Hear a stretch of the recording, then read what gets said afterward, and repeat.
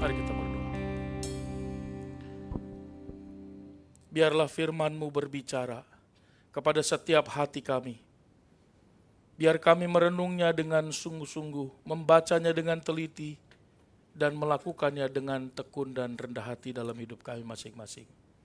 Tolong kami semua Tuhan, supaya kami mengarahkan hati dan pikiran kami hanya kepada firman-Mu. Jauhkanlah dari segala gangguan, distraksi, apapun yang membuat kami terpaling daripada firman Allah. Dan kami mohon bimbingan daripada Roh Kudus, sehingga setiap bagian yang kami baca dan renungkan itu, sungguh Tuhan boleh bekerja di dalamnya. Tolong hamba-Mu yang terbatas ini, mampukanlah dia boleh dapat berbicara dalam anugerah Tuhan semata, dia boleh dapat berbicara di hadapan kami semua. Dalam nama Tuhan Yesus kami memohon kepada Tuhan. Amin. Masih dalam keadaan berdiri, mari kita membaca firman Tuhan hari ini, terambil dari Amsal pasal yang ketiga ayat 1 sampai dengan ayat yang ke-10. Mari kita membaca firman Tuhan bersama-sama. Kaum laki-laki akan membacakan ayat yang pertama, kaum perempuan akan membaca ayat yang kedua.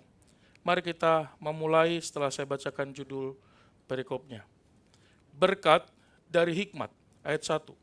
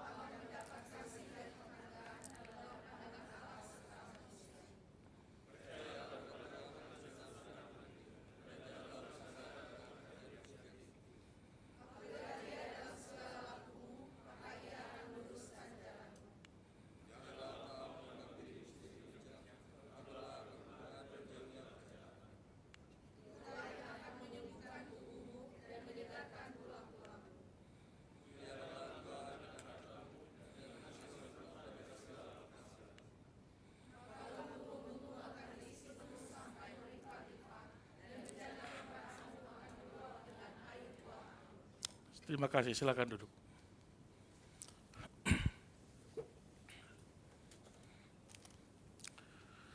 Shalom. Selamat hari Minggu untuk kita semua. Belum terlambat mengucapkan selamat tahun baru untuk kita semua. Puji Tuhan, kita masuk ke tahun yang baik. Walaupun yang berubah adalah kalender saja, tidak ada yang berubah dalam hidup kita selain kalender yang ada di rumah. Kita baca teksnya tidak berbicara tentang hidup sesuatu yang statis atau diam. Penulis Amsal menggambarkan hidup seperti sebuah perjalanan, saudara. Perjalanan yang seperti apa?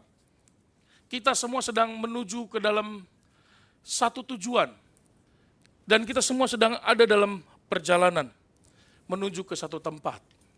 Saudara, maka ketika tahun yang baru kita mulai memikir apa yang akan saya lakukan atau apa yang sudah saya kerjakan, pertanyaan yang harus muncul seharusnya adalah bukan apakah saya sedang bergerak maju atau berjalan, tetapi yang harus kita tanyakan di tahun ini, khususnya di minggu pertama ini adalah kemana saya sedang menuju saat ini. Dan siapa yang seharusnya saya selalu pikirkan dan ingat dalam sepanjang perjalanan yang saya kerjakan ini.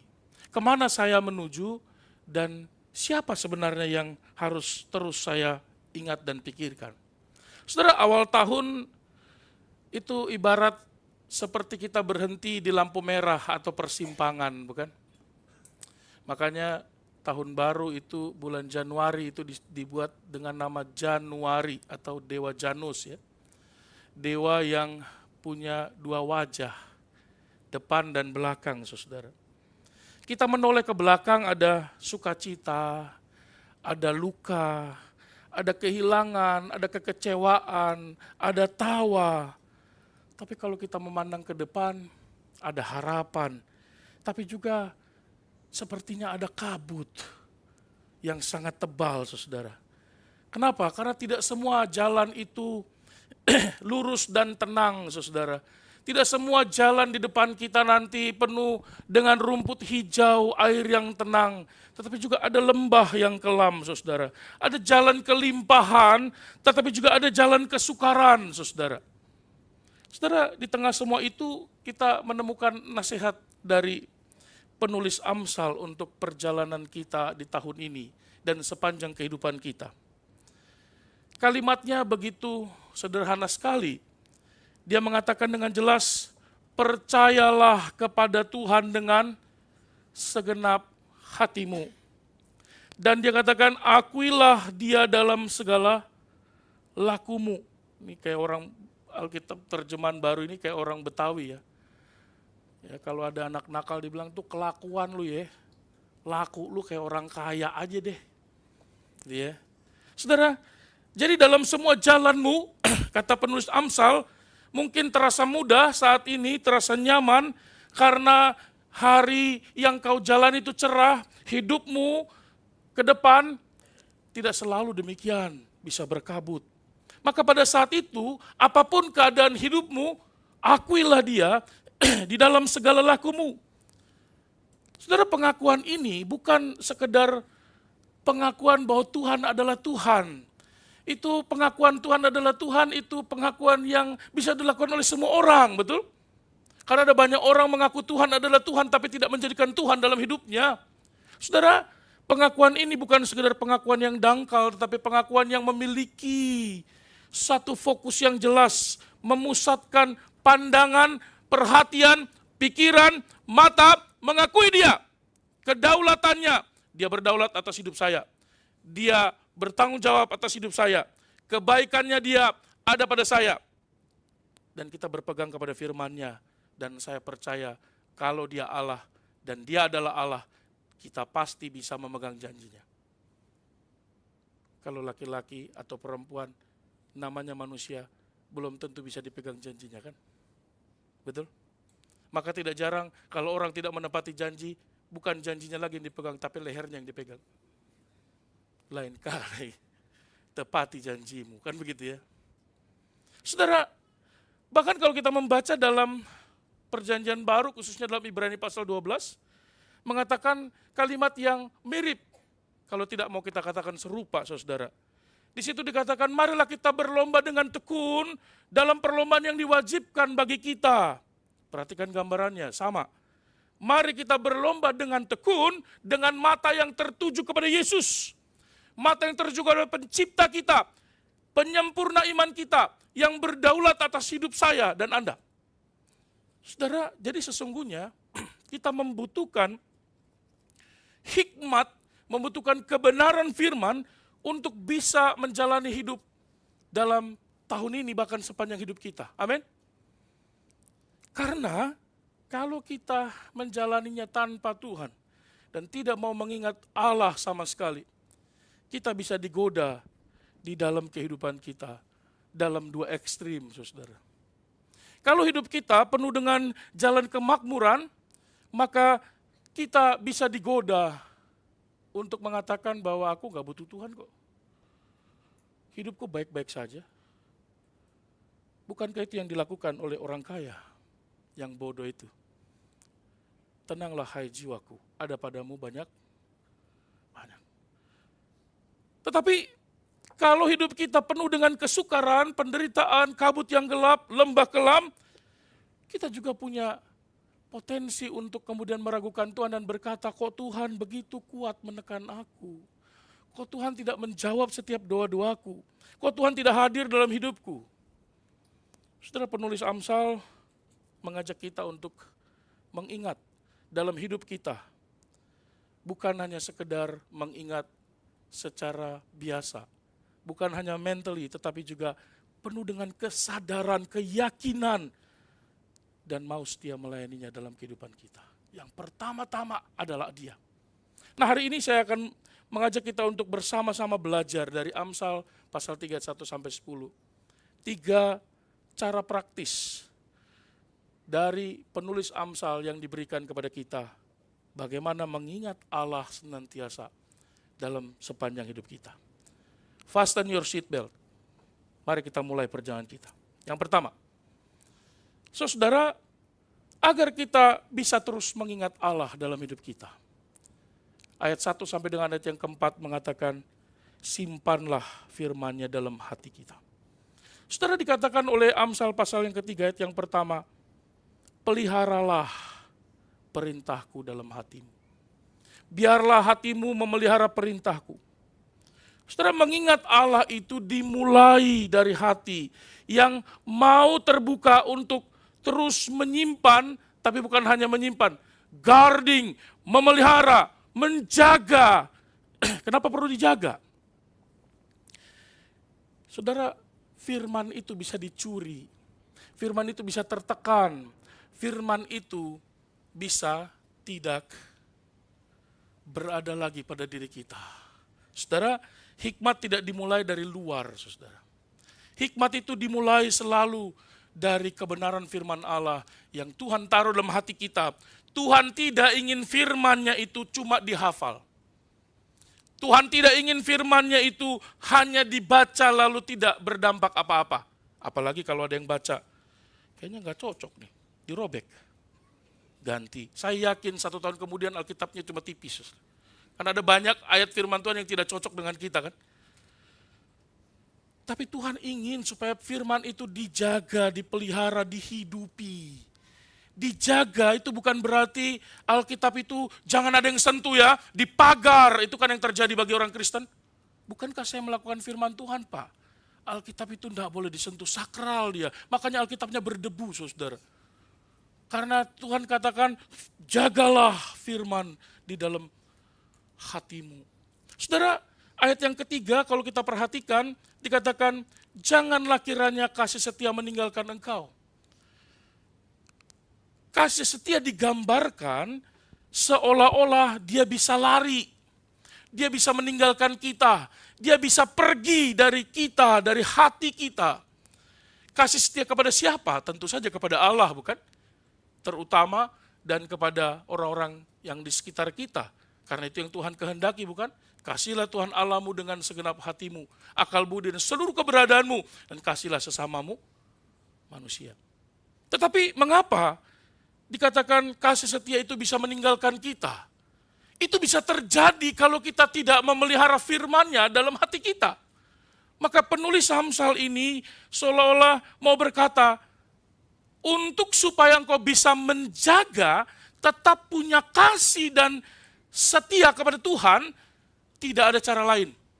Engkau harus memulai dengan menerima firman-Nya, menjaga dalam hatimu, mengaplikasikannya tiap-tiap hari, sehingga engkau terus mengingat siapakah Tuhan Allahmu, siapakah yang mengasihimu, siapakah yang bertanggung jawab atas hidupmu.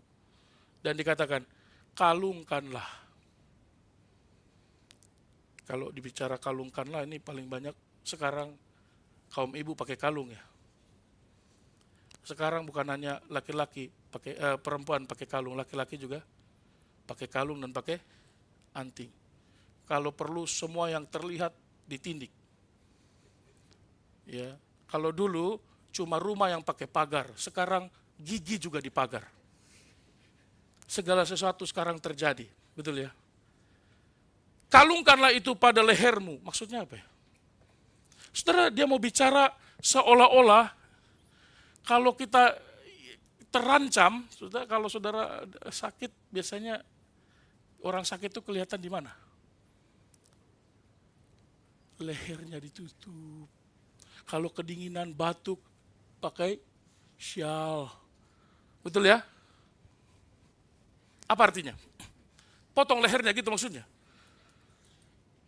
Saudara, bicara tentang kalungkan pada lehermu itu mau bicara keselamatanmu itu tergantung kepada apa yang Tuhan perintahkan dalam hidupmu.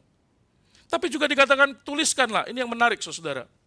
Kata tuliskanlah itu bicara tentang sesuatu yang sangat berbeda dari yang kita pikirkan saudara.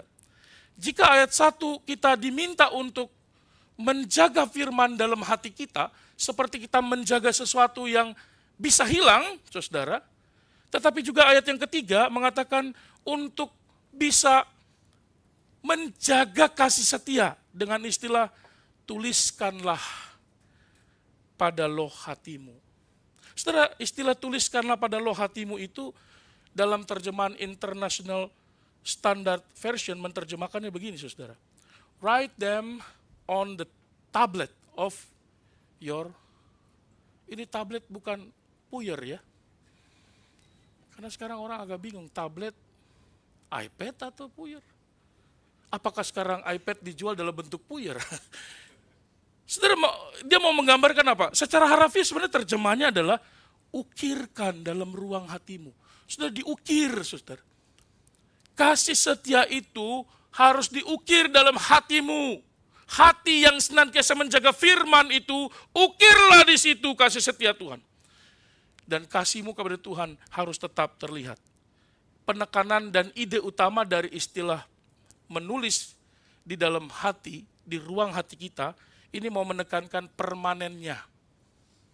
Tidak dilupakannya dan tidak diabaikan. Atau tidak diokupasi oleh prioritas yang lain.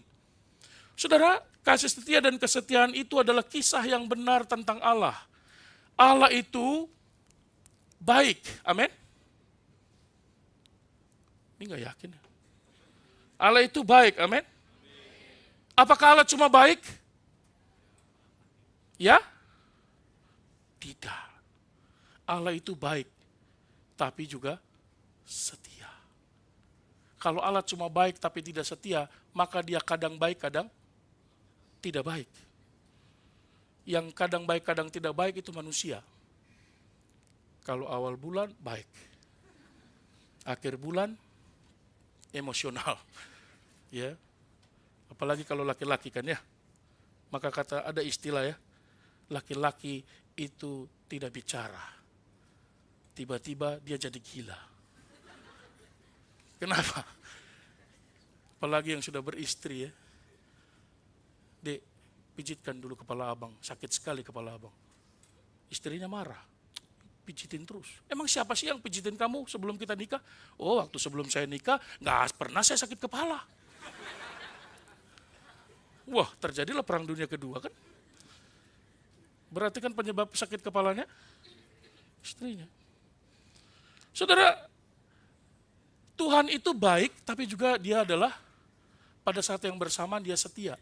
Maka kita bisa mengerti dia baik dalam kesetiaannya dan dia setia dalam kebaikannya. Kalau manusia, kalau cuma setia, bisa jadi nggak baik. Oh, dia setia sama istrinya, tapi juga dia baik pada istri orang lain. Muncullah film Ipar Adalah Maut. Kan? Benar nggak?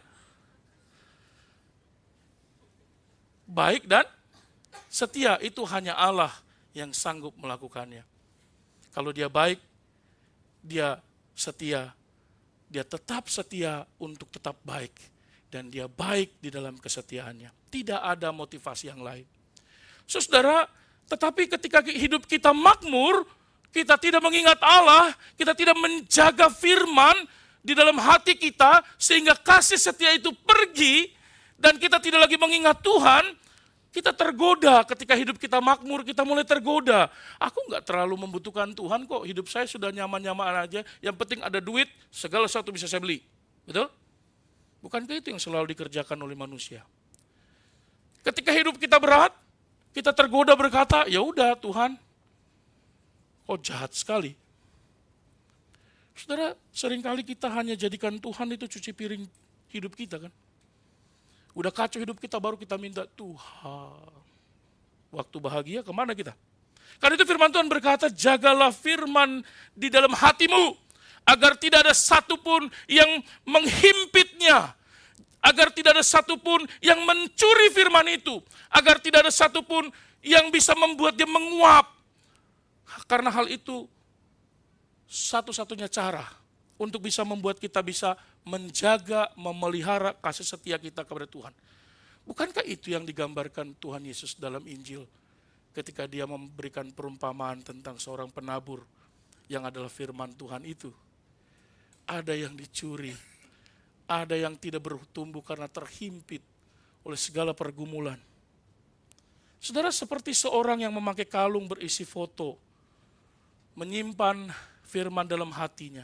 Atau seperti seorang yang punya kalung salib di dalam dadanya, ditaruh di depan dadanya, kalau dalam dadanya almarhum. Kenapa ya? Saya juga pikir-pikir kenapa ya orang suka pakai kalung salib ya. Sayangnya salibnya terbuat dari emas. Salib Yesus tidak terbuat dari emas.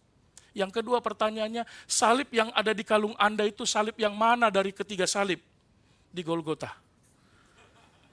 Salib yang di tengah atau yang di kiri kanan? Jangan-jangan salib para penjahat. Saudara, alasan dari orang menggunakan liontin yang isinya foto orang yang dikasihinya, kenapa? Bukan supaya ketika bergumulnya berat, ada istrinya dia buka, lebih berat ini. Bukan, tapi supaya tetap mengingat dia dekat dengan orang yang dikasihinya. Maka saya menduga, pikiran saya baik untuk orang yang menggunakan kalung salib, supaya dia tetap mengingat karya salib dalam hatinya, dalam dadanya. Maka setiap kali dia bergumul, dia pegang itu kalung salib. Terima kasih Tuhan, aku berat hidupku. Tapi penderitaanmu jauh lebih berat, sehingga aku bisa menikmati hidup yang sedikit lebih ringan hari ini. Karena hidupku tidak lagi diikat oleh dosa, kuasa kegelapan, dan maut. Amin. Saudara, seperti seorang yang tidak berdaya, tapi dia tetap mengingat kepada Allahnya. Demikianlah firman Tuhan ini. Jika kasih setia dan kesetiaan itu tidak dijaga, maka hati kita akan diisi oleh cerita-cerita yang lain, oleh kisah-kisah yang lain. Kisah siapa? Kisah ketakutan, kisah kesombongan, kisah keputusasaan dan kekecewaan. Maka penulis Amsal mengatakan, peliharalah firman Allah, karena itulah kisah kasih setia Tuhan, supaya engkau bisa belajar untuk tetap mengasihi dan setia kepada Tuhan. Kalau begitu, tidak salah kalau kita berkomitmen hari ini. Tahun ini ya Tuhan, aku ingin menyimpan firman-Mu dalam hatiku. Lebih daripada aku menyimpan ketakutan dan kekhawatiran. Amin. Tahun ini mari kita jalani itu. Tuhan, biarlah ruang-ruang hatiku itu, pikiranku, semua dipenuhi oleh firman-Mu, bukan kekhawatiran. Kalau begitu, jika mengingat Allah, dimulai dari hati yang menyimpan firman-Nya, maka pertanyaan berikutnya, saudara, kepada siapa kita bersandar? Khususnya ketika kita mengambil keputusan, siapa yang kita ingat? Yang kedua, firman Tuhan mengatakan di ayat yang kelima dan ayat yang keenam, percayalah kepada Tuhan dengan segenap hatimu, dan jangan bersandar kepada pengertianmu sendiri. Percaya kepada Tuhan di setiap langkah hidup kita. Ingatlah akan Tuhanmu, itu dimulai dengan mempercayai Tuhan di dalam setiap langkah, di dalam setiap perjalanan kehidupan kita, saudara. Bahkan dalam setiap keputusan-keputusan yang akan kita ambil pada hari-hari esok. Ada banyak keputusan dan setiap detik ada keputusan. Salah satu keputusan yang segera akan saudara ambil sesudah ibadah hari ini adalah, sesudah khotbah ini, akan ada persembahan khusus untuk Lembaga Alkitab Indonesia supaya Alkitab itu sampai ke orang yang belum punya Alkitab di Indonesia. Keputusan kedua yang harus Anda ambil hari ini, sesudah ibadah aku mau makan di mana? Aku mau makan apa? Mau makan siapa? Kalau memang harus begitu. Ada banyak keputusan dalam hidup kita, betul? Saudara, ayat 5 mengatakan percaya kepada Tuhan. Inilah inti dari semua hikmat yang diberikan oleh penulis Amsal ini. Percaya dengan segenap hati, bukan setengah hati. Apalagi percaya sambil memegang kendali. Itu bukan percaya. Saudara, Tuhan menghendaki supaya kita betul-betul percaya dengan segenap hati. Sehingga kita bisa percaya kepada Allah yang berdaulat itu. Banyak kali masalah kita bukan karena kita kurang cerdas, saudara. Banyak kali bukan karena kita kurang pengalaman. Atau karena kita tidak mampu. Muncul adalah karena kita, ada banyak orang Kristen terlalu percaya diri. Berlebihan pula. Karena percaya dirinya, dia bersandar pada pengalamannya, pada logikanya, pada perasaannya. Perasaan saya sih kayaknya, ini benar nih. Kan firman Tuhan berkata, ini benar nih. Kan firman Tuhan berkata, kata pendeta. Yang penting ada damai sejahtera dalam hati. Untuk memberkati semua keputusan-keputusan yang sudah kita buat.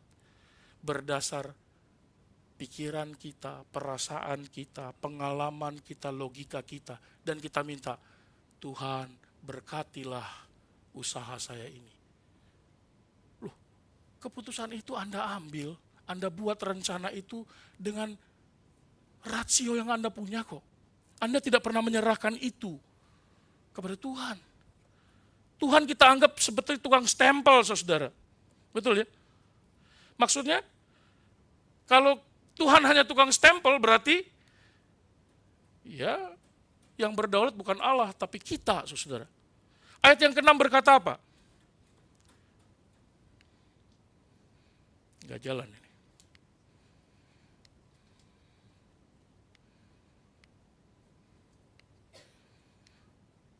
Mari kita baca sama-sama. 1, 2, 3. Akuilah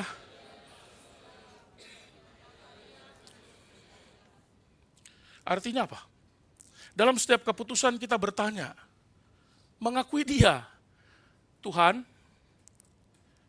apa yang engkau inginkan dalam situasi ini? Apa yang engkau kehendaki untuk aku lakukan? Bukan hanya sekedar yang paling masuk akal yang mana Tuhan. Bukan membuat plan A, B, C, kontingensi A, B, dan C. Kalau gagal A, kalau lanjut B, kalau lanjut lagi C. Saudara, kita paling jago bikin rencana. Strategic planning kita pintar sekali bikin. Bayangkan kalau kita mengemudi malam hari, saudara, di dalam kabut yang tebal. Kita nggak bisa melihat sampai jauh sekali. Pandangan kita terbatas, saudara. Apalagi sampai ke tujuan. Gak mungkin kita bisa lihat itu. Tetapi lampu yang mobil itu miliki cukup hanya bisa melihat 2-3 meter ke depan. Dan itu cukup untuk melanjutkan perjalanan. Nggak membuat Anda kemudian berhenti kan. Lalu kemudian, berhenti aja lah kalau begitu. Karena lampunya cuma 10 meter. Ya kalau mau lampunya 10 kilometer pakai lampu sorot. Saudara, begitulah iman sebenarnya. Iman itu mungkin tidak selalu kita mengerti segala sesuatu yang sedang ada di hadapan kita. Kita tidak selalu tahu segala sesuatu yang ada di depan kita. Rencana yang sedang Tuhan kerjakan buat kita. Tetapi kita tetap jalanin itu dengan keterbatasan yang kita tahu. Amin. Loh, 2026 ini kita nggak tahu apa yang terjadi kan? Ada yang sudah bisa meramal? Saya sih nonton sedikit-sedikit. Ada ramalan. Katanya artis D akan cerai. D itu siapa ya? Siapa D itu ya? David? Kan dia bukan artis gitu. Siapa? Saudara, tetapi Tuhan katakan ketidaktahuan kita tidak membuat kita berhenti untuk berjalan menuju ke arah tujuan yang Tuhan boleh berikan. Amin. Dan Tuhan jarang memberi peta lengkap. Kan? Kalaupun Tuhan kasih karena kita nggak bisa lihat juga, nggak ngerti juga. Tapi dia selalu memberi terang yang cukup untuk langkah demi langkah kita bisa jalani, saudara. Amin. Apakah kalau Anda pakai navigator, Anda bisa lihat semua jalannya? Tidak tahu. Walaupun bisa lihat, tapi apa yang terjadi di dalam dunia nyata nggak tahu. Saudara, kalau begitu kita harusnya berkata, Tuhan, aku nggak harus mengerti semuanya. Aku mungkin tidak harus mengetahui seluruh jalan yang harus kutempuh ini seperti apa. Tapi yang harus aku lakukan adalah percaya kepadamu. Dalam setiap langkah, pimpin hidupku setiap langkah. Maka saya suka sekali lagu, setiap langkahku diatur oleh, bukan dipimpin, diatur oleh. Bagus juga kalau Tuhan yang atur kan. Orang Batak punya kepercayaan, kalau mau diberkati dari perantauan pulang ke rumah harus pakai langkah masuk kakinya ke rumah pakai kaki kiri. Kalau kaki kiri katanya diberkati. Saya sering uji coba. Saya nggak mau kaki kanan, dua-duanya loncat. Ya. Kenapa? Suka-suka saya, kaki-kaki saya kan begitu. Masa berkat Tuhan ditentukan oleh kaki kiri. Bayangkan kalau kakinya kurapan. Saudara, ketika hati kita menyimpan firman dan langkah kita dipimpin oleh kepercayaan hanya kepada Tuhan, maka satu bagian hidup yang paling sering membutuhkan tuntunan Tuhan adalah sumber daya dan semua yang kita punya. Maka kita sampai pada poin yang ketiga, saudara. Ayat yang ke-9 sampai dengan ayat yang ke-10. Untuk mengingat Tuhan, kita mulai dengan menghormati Dia, apa yang ada pada kepemilikan kita. Milik kita yang semua berasal dari Dia. Saudara, muliakanlah Tuhan dengan hidup dan apa yang Tuhan kasih sama kita. Kalau mau ingat Tuhan, yang pertama tadi apa? Kedua, percaya Tuhan. Ketiga, muliakan Tuhan.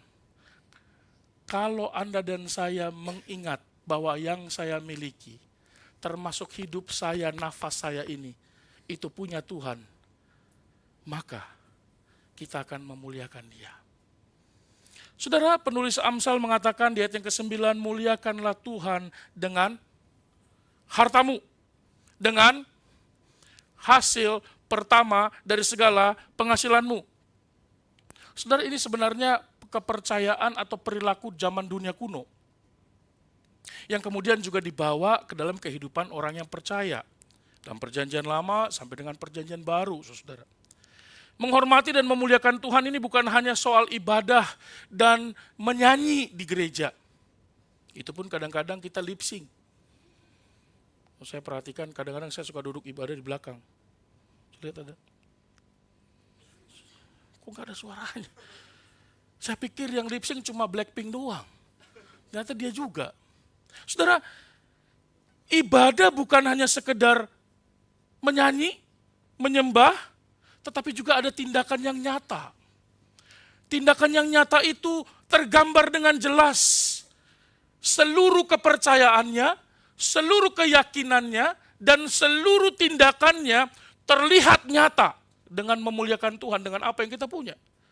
Dan yang paling mudah memulainya adalah dengan belajar untuk mempersembahkan apa yang paling remeh dan paling sepele dari apa yang Tuhan berikan kepada kita yang paling besar. Apa itu? Harta kita. Saudara, harta kita itu paling remeh dan paling sepele. Karena firman Tuhan berkata, persembahkan apa? Yang tidak bisa kembali lagi, yang tidak mungkin kita dapatkan kembali kalau kita sudah serahkan. Itu bukan uang. Anda serahkan, uang datang lagi, betul? Selama Anda kerja, Anda dapat duit lagi, betul? Maka saya percaya bahwa ini hal yang paling remeh dan paling sepele, saudara. Harta dan hasil pekerjaan kita, yang dikatakan Amsal pasal 3 ayat ke-9. Menariknya, penulis Amsal ini seolah-olah menjelaskan harta dan penghasilan itu adalah hasil dari kerja keras kita. Karena di ayat ke-9 dikatakan, hasil pertama dari segala penghasilanmu. Sebelumnya dia belum punya penghasilan, terus kemudian dia bekerja, dia punya penghasilan. Seolah-olah penghasilan itu adalah hasil daripada usaha dan pekerjaannya, saudara. Padahal Mazmur pasal 24 mengatakan apa? Kita baca sama-sama yuk. Tuhanlah yang empunya bumi serta segala isinya, dunia serta yang diam. Apakah kita dalam dunia? Kita juga berarti milik Tuhan. Apakah yang kita kerjakan juga adalah milik Tuhan atau milik kita? Milik Tuhan. Tapi mengapa penulis Amsal mengatakan seolah-olah ini adalah hasil kita? Dalam perjanjian baru, Tuhan Yesus memberikan istilah pengurus, penata layan, stewardship. Untuk menggambarkan orang yang dipercaya itu mengelola apa yang bukan miliknya sendiri, tapi diserahkan untuk dia kelola. Contoh perumpamannya tentu saja kalau kita membaca perumpamaan tentang talenta, bukan? Saudara, mengenai harta yang kita miliki, ada sebuah buku yang sangat bagus, saudara. Namanya Treasure Principle. Ditulis oleh Randy Alcorn. Dia bilang begini, Tuhan itu memiliki segala sesuatu dari apa yang saya miliki. Kita cuma pengelolanya. Kita cuma manajer. Kita pengelola aset yang Tuhan percayakan kepada kita. Bukan ia berikan untuk kita miliki sepenuhnya. Nah itulah kebodohan dari orang kaya itu tadi kan. Dia berkata ada padamu banyak barang. Wah, tenanglah kita, tidak usah percaya Tuhan. Amsal juga mengatakan, Tuhan jangan berikan kepadaku kekayaan. Jangan berikan aku kemiskinan. Karena kalau aku kaya, aku akan mengatakan, aku tidak lagi percaya kepada Tuhan. Aku meninggalkan Tuhan, aku melupakan Tuhan. Tapi kalau aku miskin, aku mencuri dan aku mencemarkan nama Tuhan. Berikan aku secukupnya. Saudara, dalam terang iman Kristen, kepemilikan sejati itu letaknya pada Tuhan. Nafas Anda dan saya itu punya Dia. Setiap yen yang ada di kantong Anda, itu datang dari Dia. Walaupun itu dicetak di bank internasional Jepang. Tetapi kerja keras yang Anda lakukan, itu datang dari kesehatan yang Tuhan beri. Dari kekuatan yang Tuhan berikan. Kemampuan dan kemauan untuk bekerja, itu datangnya dari Tuhan. Seorang pendeta Presbyterian dari Amerika Serikat, sekaligus chaplain dari US Senate, pernah berkata, namanya Richard Haverson, dia berkata begini, saudara. Ketika bicara tentang hakikat sejati seseorang, uang itu memegang peranan yang sangat penting. Kalau mau bicara hakikat sejati, uang adalah petunjuk yang tepat tentang karakter seseorang yang sebenarnya. Dan saya setuju dengan kalimat ini, saudara. Kalau mau lihat karakter sejati seseorang, lihat bagaimana dia mengelola uang. Kemana dia taruh uangnya? Untuk apa dia pergunakan uangnya? Saudara, dengan kata lain, uang itu menyingkapkan siapa kita sebenarnya. Cara kita mengelola uang, menggunakan uang seringkali memperlihatkan kadar kedewasaan iman. Karakter Anda dan saya di hadapan Tuhan. Ya. Itu sebab kalau ada pendeta di Indonesia yang pernah jadi viral, saya lupa namanya, karena dia ngomel-ngomel di media sosial, karena jemaatnya ngasih uang receh, saudara. Kelonang bunyinya katanya. Dasar, sudah 10 tahun saya melayani di sini, kenapa cuma recehan katanya. Saya bisa mengerti konsep itu, tapi saya juga tidak setuju kalau dia curhat di media sosial. Tapi maksud saya begini, uang adalah penunjuk tepat memang seorang yang sejatinya apa adanya. Alkitab tidak berkata jika masih ada sisa, saudara. Karena dia berkata dengan jelas, dengan hasil pertama dari segala penghasilanmu. Karena bicara tentang persembahkan atau muliakan, ini bicara bukan soal jumlah angka. Bukan bicara tentang 10% per puluhan. Saya pikir saudara tidak perlu diajari tentang hal itu. Tapi bicara tentang confession, pengakuan, kepercayaan, iman kepada Allah. Saya berulang-ulang kali berkata, perpuluhan adalah pengakuan iman. Tuhan, gajiku kecil. Kalau dikasih perpuluhan gak cukup. Orang gak kasih perpuluhan aja gak cukup. Betul? Orang belum gajian udah minus. Gajian 2 bulan dirapel tetap minus. Gimana kasih perpuluhan sih Pak? Katanya, betul ya. Saudara, di sanalah letak iman itu. Emangnya Pak Pendeta kasih? Loh, kasih. Walaupun pendeta di Jepang, dalam kategori Jepang dia masih berada di bawah garis kemiskinan itu. Maka dapat banyak subsidi kan. Tapi apakah memberi? Saya harus melakukan apa yang saya ajarkan, bukan? Saudara, ini bukan bicara soal angka, ini bicara soal pengakuan. Semua yang kita miliki itu berasal dari Tuhan. Kalau Tuhan beri, saya harus lakukan apa yang Tuhan berikan itu untuk tetap mengingat Tuhan di dalam apa yang Tuhan kasih. Dan doa saya selalu dengan Ibu Epi selalu bilang, Tuhan, matematika sih nggak cukup nih. Tapi matematika Tuhan kan beda ya. Peliharalah kami dengan apa yang ada. Biar kami mengencangkan ikat pinggang. Biar agak sedikit kurus. Nyatanya tambah gemuk, saudara. Aneh kan? Saudara, dalam hal apapun, hendaklah diakui bahwa kepemilikan sepenuhnya itu ada pada Tuhan, bukan pada kita. Semua yang kita punya itu milik Tuhan. Maka, kalau kita tidak mengakui hal ini, akuilah dia dalam segala hidupmu, kata firman Tuhan, dalam segala lakumu, termasuk di dalam finansialmu. Kalau engkau tidak mengakuinya, maka ada dua perilaku ekstrim yang akan kita lakukan. Satu, kita akan jatuh kepada perilaku anak yang hilang itu. Menghabiskan dengan semau-maunya karena merasa ini punya saya kok, saya mau apa? Atau yang kedua, kita menimbunnya. Timbun terus, kumpulkan sebanyak-banyaknya. Itu orang kaya yang bodoh, betul? Bukan menggunakannya. Makanya di sini dikatakan, muliakanlah Tuhan dengan hartamu. Kata muliakan itu menggunakan, bukan? Maka kalau dapat gaji, jangan main pacingko. Jangan beli minuman keras. Karena ketika engkau menggunakan uang itu untuk beli alkohol, minuman keras, kau minum mabok, apa yang terjadi? Itu tidak memuliakan Tuhan. Beli susu. Pergilah yakiniku.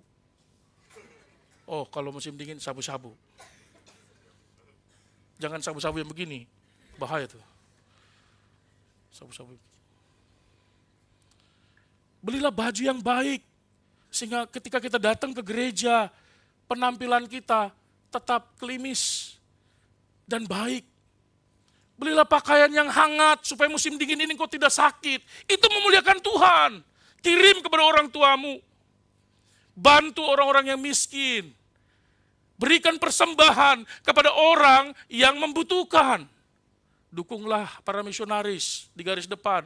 Karena mereka membutuhkan dukungan kita. Ada belasan misionaris yang kita dukung di daerah Asia, bukan? Bayangkan, para misionaris itu harus mencari pekerjaan untuk memenuhi kehidupannya, memberikan susu kepada anaknya. Kapan penginjilannya? Maka ada jemaat G3 Tokyo mensupport tiap bulan, kan? Supaya dia fokus pemberitaan Injil. Saudara, muliakanlah Tuhan dengan hartamu. Kalau ada uang terkumpul, pulanglah ke kampung halaman. Jumpailah keluarga. Berliburlah, bawalah oleh-oleh kepada mereka. Mereka memuliakan Tuhan. Puji Tuhan, omku datang. Puji Tuhan, tanteku datang. Puji Tuhan, kekasihku pulang. Bawa oleh-oleh. Kapan pulang lagi dari Jepang? Saudara, kaya dan miskin itu istilah yang sangat subjektif. Ada kemiskinan yang kaya dan berkelimpahan, tapi ada yang kaya tapi miskin. Betul? Kalau begitu, seperti apa dia? Seperti seorang petani yang memetik hasil panen yang pertama dan mengambil keputusan, Tuhan, the first time is yours. Karena pertama-tama adalah Engkau ya Tuhan dalam hidupku, bukan saya. The first time, first thing first is God, not me. Ini pengakuan. Ini iman. Lah kalau yang pertama kasih Tuhan lalu saya makan apa? Dia belum tahu bagaimana musim berikutnya kan? Tapi yang dia tahu adalah Tuhan itu baik dan setia. Tuhan itu penuh kuasa. Amsal berkata, bukan berarti hidup tanpa tantangan. Ada kelimpahan yang tidak selalu harus diukur dengan angka. Ada kelimpahan yang kita sebut dengan damai sejahtera, rasa syukur, rasa cukup, kebebasan dari ketamakan. Itu adalah kelimpahan. Apalagi orang hidup di Jepang, susah belajar untuk punya rasa cukup. Karena kita dijejali dengan berbagai macam informasi. iPhone tiap September keluar yang baru. Katanya rencana 2 kali setahun lagi. Terus bagaimana dengan saya begitu ya? Setiap ada iPhone baru beli. Setiap ada mode pakaian baru beli. Lalu ketika diajak gereja, ayo ke gereja, aduh aku gak punya baju. Duh, udah 10 lemari di rumah. Saudara, maukah engkau menyatakan kepada Tuhan, Tuhan tahun ini, hidupku dan milikku adalah milikmu. Bukan hanya sekedar sisa dari yang kupunya menjadi milikmu. Maka kalau berdua persembahan, please jangan berdua sedikit dari yang kita punya. Yang sedikit itu pun bukan kita punya. Apa yang Tuhan punya? Kalau begitu apa kesimpulan kita? Saudara, mungkin di antara kita ada yang memulai tahun ini dengan kekhawatiran, kelelahan, kehilangan, penyakit yang tak kunjung sembuh, doa yang belum mendapatkan jawabannya. Hidup terasa sepertinya panjang sekali hidup ini. Seperti kisah seorang anak bersama dengan ayahnya. Saya temukan gambar ini, saudara. Dia nggak bisa lihat ayahnya dari kejauhan. Dia menoleh ke belakang, kayak ada sesuatu, tapi pohon kali ya. Tapi dia jalan, dia ketakutan, saudara. Di satu malam di tengah hutan itu. Tapi dia tetap jalan, saudara. Dia cuma ingat pesan papanya ketika dia pergi. Jangan takut nak, papa selalu ada sama kamu. Tapi dia nggak bisa lihat kan. Dia nggak tahu kan. Bapaknya juga nggak bersuara kan. Sedikit dia bersuara mungkin dia lebih tenang, saudara. Tapi dia tetap jalan langkah demi langkah sambil dia tengok kiri, tengok kanan. Dia nggak lihat siapa-siapa, saudara. Sampai dia satu tempat tujuannya. Dan kemudian dia bertanya, Pak, tadi di mana? Katanya menyertai saya. Papanya jawab, oh, Papa ngikutin kamu kok dari belakang. Tuhan kita tidak selalu kita lihat kan, secara nyata. Kan ada orang yang bisa melihat, penglihatan Tuhan berikan kepada seseorang tertentu. Tetapi sekalipun kita tidak bisa melihat sosoknya, bukankah dia selalu menunjukkan kuasanya dalam hidup kita dan situasi kita? Demikian juga Tuhan kita. Di jalan kemakmuran maupun kesukaran, dia selalu hadir. Di jalan yang penuh rumput hijau dan air yang tenang, juga di lembah kekelaman, dia selalu menyertai. Dan saudara, di awal tahun ini sampai akhir tahun, sampai seluruh hidup kita, sampai kita nanti check out, panggil Tuhan, balik, kembali ke surga, sampai hari itu, kita akan menapaki detik demi detik hari kita di dalam kesetiaan dengan Tuhan. Dan di sana kita mengingat Tuhan. Entah itu waktu gelap atau terang. Dan biarlah firman ini mengingatkan dan meneguhkan kita. Dan mengingat Tuhan senantiasa dalam hidup kita. Amin. Mari kita bangkit berdiri. Tuhan tolong kami. Supaya kami bisa mengerti kebenaran-Mu ini dan melakukannya. Terus mengingat seluruh apa yang dalam perjalanan hidup kami. Biarlah kami mengingat Engkau. Terus menerus percaya kepadamu. Dan memuliakan Tuhan dengan apa yang ada pada kami. Karena kami percaya dan mengakui bahwa seluruhnya adalah milik Tuhan. Tuhan, jalan kemakmuran maupun kesukaran, kami percaya Engkau hadir. Dengarlah setiap permohonan kami, pimpin kami, dan tolong kami untuk bisa tetap setia dan menjaga kasih setia dalam hati kami. Dalam situasi apapun, kami memegang firman Tuhan. Berkati seluruh jemaat-Mu, peliharakan seluruh jemaat-Mu. Mungkin di antara jemaat Tuhan ada yang mengalami kelemahan tubuh dan belum bisa pulih sampai hari ini.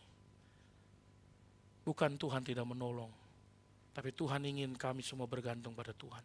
Beri kekuatan kepada semua jemaat yang mengalami kelemahan tubuh. Beri kekuatan untuk bisa menanggung rasa sakit sampai Tuhan memulihkan kesehatannya. Berikan sorak-sorai dalam hatinya di tengah kesakitan dan ketidakmampuannya. Berkati Ibu Ellen, Bapak Sakurai, Bapak Yanes. Semua ibu yang tengah mengandung, mohon Tuhan menolong dan memeliharakan. Menyertai dan memberikan kekuatan untuk bisa tetap menjaga kandungan dari segala gangguan. Tuhan berkuasa atas hidup mereka. Tuhan menyertai semua jemaat Tuhan yang mengalami bencana di Indonesia. Bencana banjir, tanah longsor, bahkan yang mengalami banyak kesulitan. Mohon Tuhan, Engkau menolong mereka yang mengalami persekusi di tanah air, di berbagai belahan dunia yang lain. Kami mohon pertolongan-Mu. Yang mengalami korban dampak dari perang, belas kasihan Tuhan kepada mereka, menghiburkan mereka, meneguhkan. Tuhan memberkati gereja-Mu di tempat ini, untuk boleh tetap setia seluruh jemaat Tuhan, dimampukan tetap bekerja dengan penuh kekuatan dan kesehatan, mengingat akan Tuhan dalam segala laku dan kehidupan. Dan mohon Tuhan dimuliakan melaluinya. Kami mau berdoa sebagaimana Engkau mengajarkan kami berdoa. Bapa kami yang di sorga, dikuduskanlah nama-Mu. Datanglah kerajaan-Mu, jadilah kehendak-Mu di bumi seperti di sorga. Berikanlah kami pada hari ini makanan kami yang secukupnya. Dan ampunilah kami kesalahan kami, seperti kami juga mengampuni yang bersalah kepada kami. Tapi lepaskanlah kami yang jahat, karena Kau punya kerajaan dan kuasa dan kemuliaan sampai selama-lamanya.